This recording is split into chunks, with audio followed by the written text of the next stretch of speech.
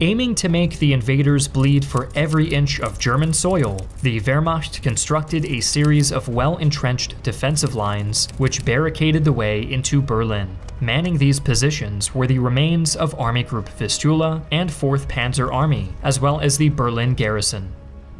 Combined, this force consisted of 750,000 German soldiers, supported by 1,519 tanks and assault guns, 9,303 guns and mortars, and 2,200 aircraft. However, these numbers looked more impressive on paper than they did in reality, as virtually all of its formations were under strength.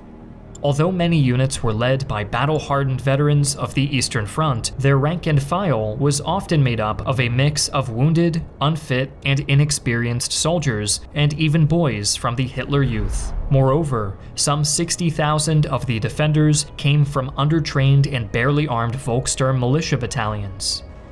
The infantry would not be able to count much on its armored and air assets either, as the Germans lacked the fuel reserves to keep its otherwise considerable force of fighting vehicles operational for any extended period of time. Morale was also at an all-time low. Most suffered from malnutrition and a lack of hygiene, and save for the most fanatical Nazis, few now believed in the promise of final victory. Even so, every effort was made to convince the men that the much-anticipated Wunderwaffen would still turn the tide of the war, and that peace talks with the Western Allies were soon to bear fruit. But if these motivations were only marginally effective, the widespread fear of Soviet vengeance and barbarism drove even the most cynical to continue fighting.